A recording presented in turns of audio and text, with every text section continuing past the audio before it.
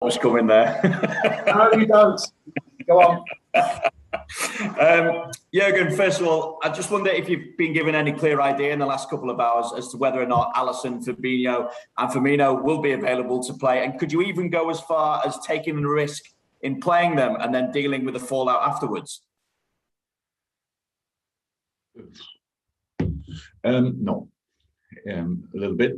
That I know, but not only since last few hours, that Bobby will not be available, but that is because the injury he had in the last game, and well, the rest no. But it's a really difficult situation, and it's really tricky for all the clubs and players especially, because we should not forget in this moment that the players wanted to play these games. The clubs wanted to let the players go, but it was just not possible. So I think nobody would have told us or would have expected that we just say, yeah, go there and then we will sort it while you are away. And maybe it's likely that you come home and have to go 10 days in a quarantine hotel. So that's the problem what we had. So we couldn't do that. But now it looks like, in the end, with all the things what happened in the moment, the real punishment get the players, because they can play. That's what they do. That's what they love to do, and of course the clubs as well. But let's push that aside for a moment for the players, and that's really not okay. We didn't decide that the players have to go. The world lives is in a pandemic. We all are still. In some moments it looks like it's not, but in other moments we get always reminded, and that's good, because we have to be really on top of that until the end of the pandemic. But the football players so far got very often exemptions, and that didn't lead to any spread or whatever in the cities when a football player was positive, which did happen from time to time, obviously. But because of all the things we do during the week, with all the things, how often we get tested, how early we get knowledge about it, that's completely different to the normal society out there. If we get tested 3 times a week. So, and that means that we have it, and then maybe the next day, somebody we have the test and then we know it, and then we are in quarantine. So it didn't happen a lot, but there was no solution for that. And the only thing what the FIFA and CONMEBOL did together, they decided we not only have an international break, that's clear, that's games, but let me put in another match day. We should not forget that. They played this morning at 1:30. And Brazil, by the way, in our case, it's Brazil. In other team and for other clubs, it's other countries. But Brazil won all 3 games in that international break. But still, there's a complaint to the FIFA, and the FIFA tells us now that we are obviously in the moment. I don't know exactly what's going on in the moment, that we cannot play the players. Before the last international break, we had that meeting I had that meeting with Arsene Wenger, and unfortunately, I don't know the name of the other guy of the FIFA, but we had a meeting when they showed me the plans for the World Cup. I'm sure you want to talk about that later. And when in that moment I got the message from our guys, there's no exemption from the government for the players, and all 3 people in the room agreed. Yeah, of course, then the players cannot go. So. And now we have that situation. So this is the situation, and we still don't know who we can line up at the weekend. But that's the smallest problem of all the problems, because in next time we don't know how the pandemic develops. There are maybe 10, 15 other countries on a red list. I hope it's not the case, but we cannot ignore that it's possible. And if that happens, then the same problem again with all the players, and we will still think then, okay, the clubs and the players have to get the punishment in the end for something we are absolutely not influential in, and that's for sure not right. So even with this situation still unresolved, Jurgen, I wonder just how relieved you are after this international break, because you had a very different situation to deal with as regards Naby Keita, and a couple of days ago as well, the injury situation could have looked a little bit worse as well. Yeah, what happened in Guinea, of course, is so Naby's here, Naby's well, that's all fine, but of course it's not it's not good as well. So, but we again, we are not influential. We tried what we could do to bring the players out as quick as possible, together with other clubs. Obviously, Ray Huffman did here an incredible job in the club and was organizing together with other people from other clubs the flight. In the end, the European players could leave the country, but in 3 weeks' time, there's the next international break, and nobody knows how it will be there. That's true. And with virtual, yes, virtual is fine. Virtual trained yesterday. And is fine. All the other players who came back from international duties are fine as well. Okay. Thank you, Vinny. I've got everyone I can take really in the open section, by the way, now. So apologies if we've put hands up and I can't get to you. In order, Damien, followed by Juliet, James from Talksport, James from Merseyside, Carl Markham from Press Association. But Damien next from Premier League Productions. Hello there. You mentioned Virgil van Dijk there, and I just wondered what your thoughts were when you heard about him going down and perhaps saw him going down in the game for Holland, given his injury track record over the last year or so. I wouldn't say I'm not sure if I understand right, but it's a track record. He had one injury. It was this was a really difficult one and a completely different challenge to the challenge there. Yeah, I saw it, and of course I was concerned, but then my broadcaster switched off, and so I was in contact with my assistant who watched it, obviously, I think on Dutch TV, and I asked him, is he okay? And he just texted back, not sure. It was not a good moment, but pretty quick after the game, Virgil sent thumbs up, and so it was all fine. What are the unique challenges that Leeds United will pose in front of an authentic full house at Elland Road? Yeah, everybody tells me that the atmosphere must be absolutely outstanding. So I'm really looking forward to it. So that's good.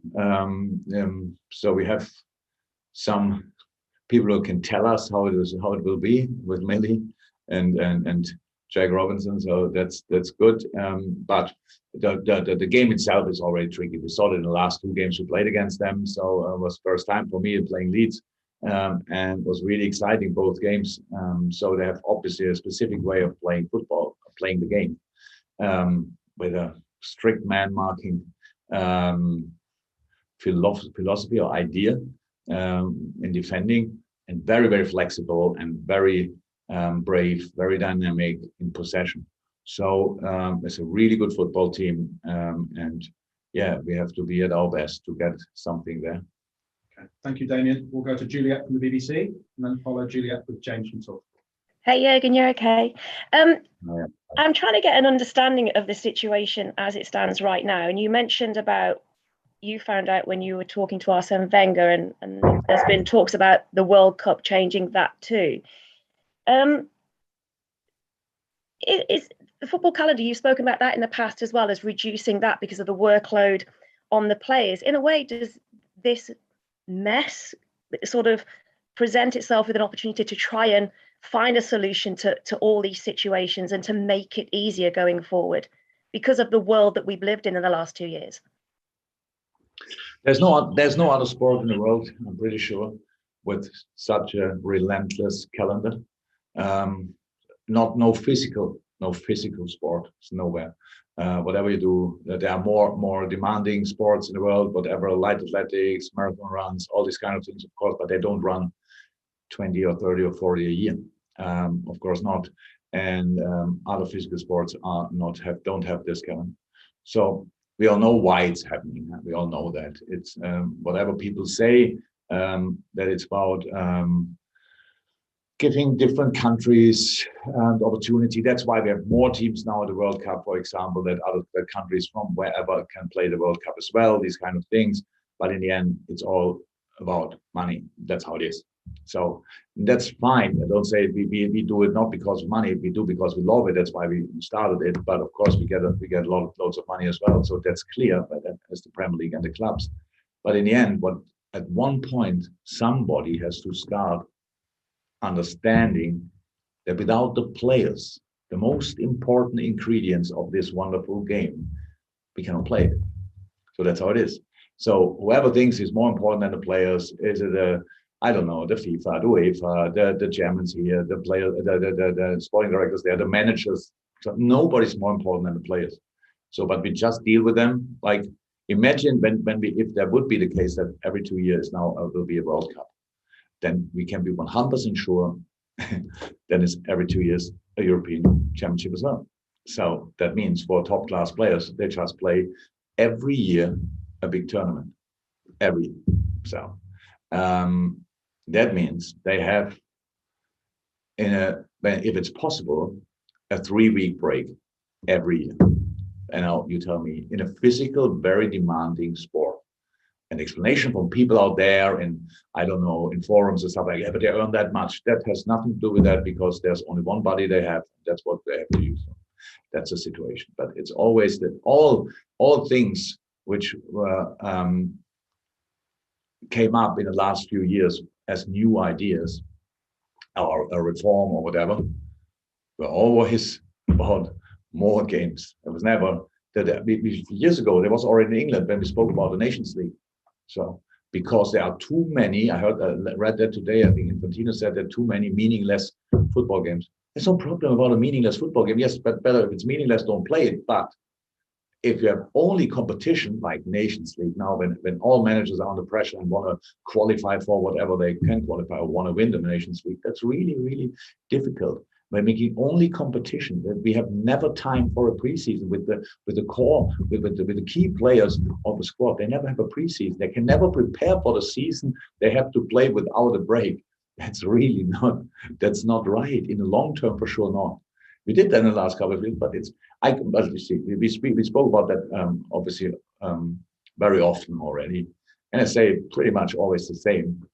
But it's absolutely not important what I say, obviously, because nobody listens. There are really the fights going on. For example, just to say that nobody thought about the players when they decided at FIFA and CONMEBOL that the last game of this 3 games run is Friday morning, our time, 1:30. And the next game could have been Saturday. The only thing they expect, of course, they cannot play that game, but they don't care. They just don't care. If we would have we play on Sunday, so if they come back this afternoon, they cannot play. So nobody cares about that. It's always one main interest, and all the rest is not interesting. There must be a point when UEFA, FIFA, and all the other confederations sit together and start thinking about a game,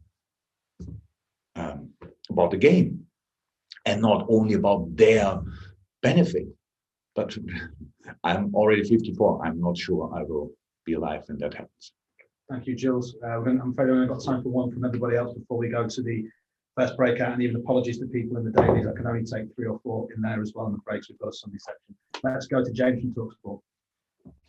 Jurgen, when are you expecting to get some clarity on whether Alisson or Fabinho can play on Sunday? And moving forward, what do you see the solution being? Because we've got 2 more breaks before Christmas when it comes to players travelling to red list countries.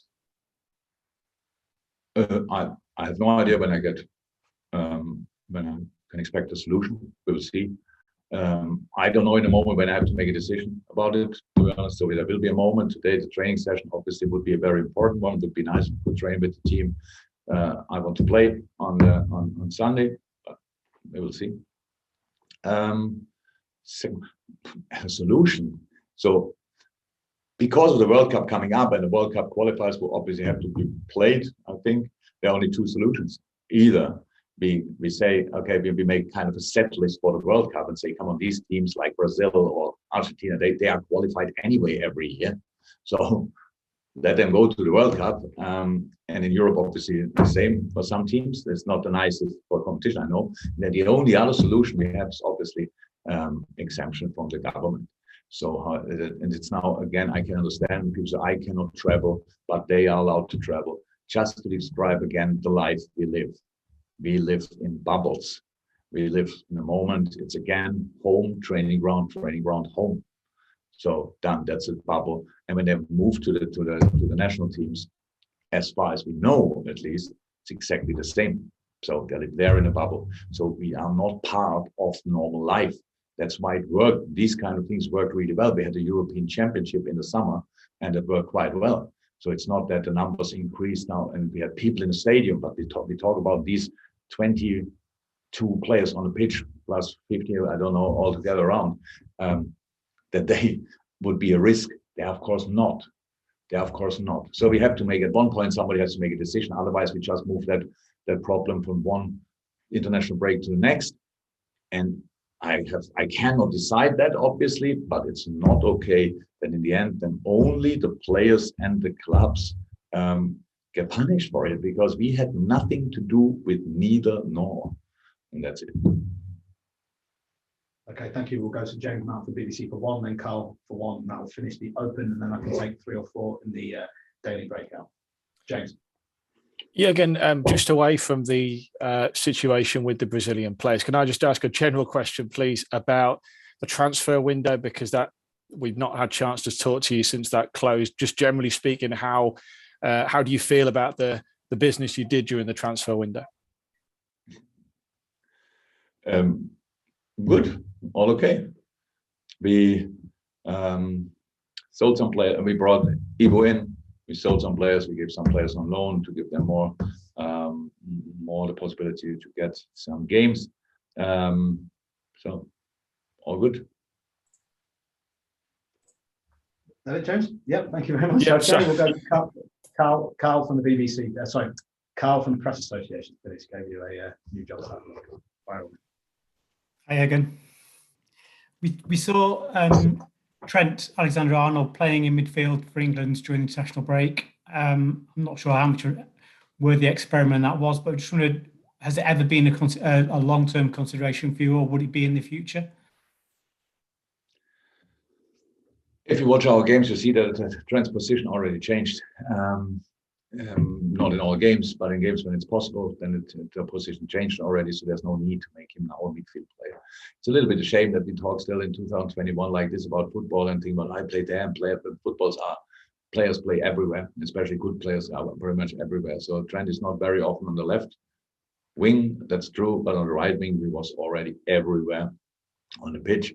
In this game, in a game where England is that dominant, for example, when England is that dominant, or when we are that dominant, then Trent could play midfield, definitely. I would rather think than the 6, than in this case the 8. But that's possible. But why would you make the best right back in the world a midfielder? As I've said, I don't understand that really.